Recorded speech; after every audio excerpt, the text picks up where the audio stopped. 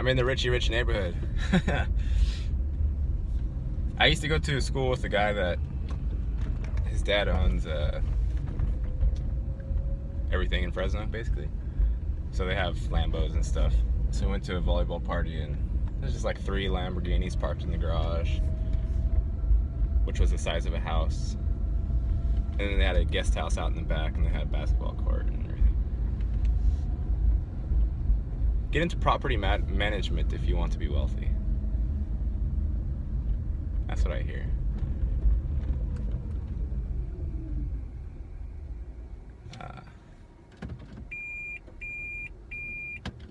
But the image, and I might get interrupted again, but whatever. The image, the ego or the image creator goes up and down the levels, dimensions. So you don't ever lose ego. You don't want to destroy it. You don't want to crush it.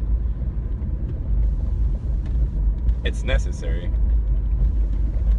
but it's also necessary to understand its function, because it's not like a we always dualize everything, and so we say it's good or bad, but it's not.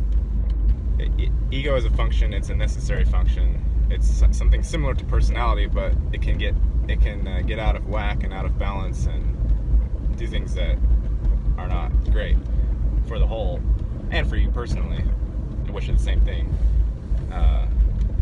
But as you go up and down the levels, the vibration levels, the image creation process becomes finer and more subtle, and you have access to all of those levels mentally, but you don't start seeing the finer levels until you start like doing self-work and meditating, because they're not visible to the denser states.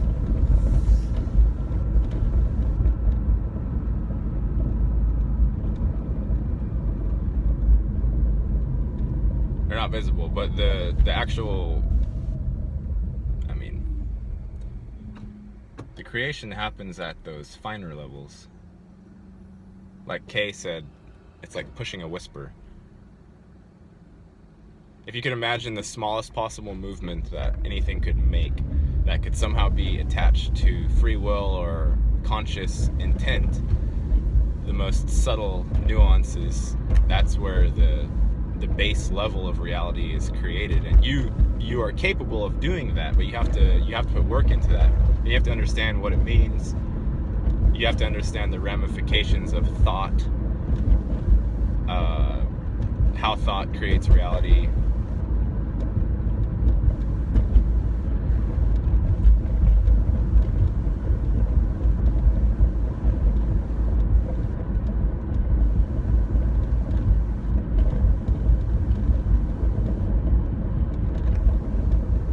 But as far as having a healthy image creation process within you, one of the first things to learn is image release. You have to learn what it physically feels like to release images. This house is actually like one of those right there. It's 2 houses down. This is just mansions.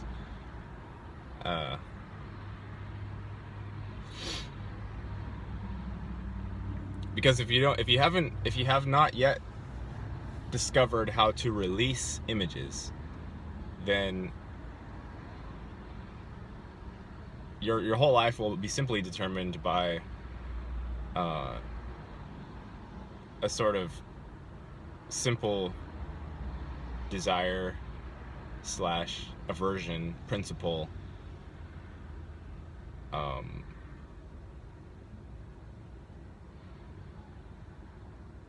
And that will be it. It will be, you get an image popping in, and you say, you feel like you like that, or you feel like you don't like that. And if you like it, you'll sit there and pay attention to it. And if you don't like it, you will most likely pay more attention to it and create it. But when you go past that kind of level of creation,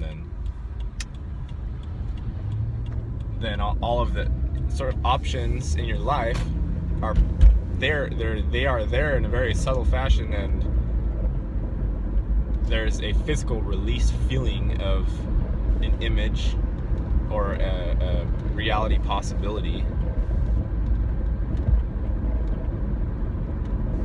where if it comes up in these subtle layers, you can release it.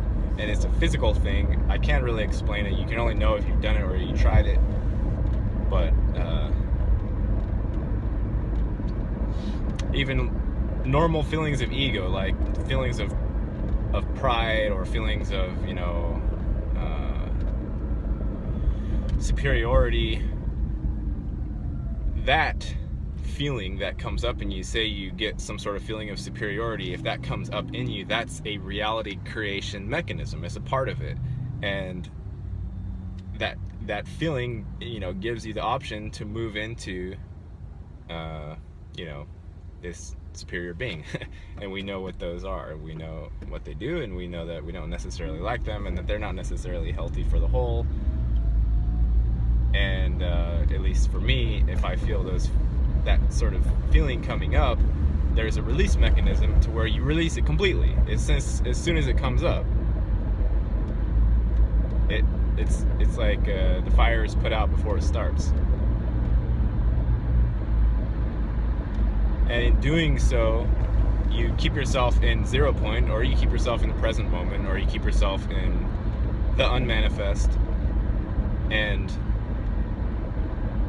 it's a paradoxical thing, but you're creating more correctly when you're able to do that, when you're able to release, and you end up releasing most of it. I end up releasing most of it, almost all of it.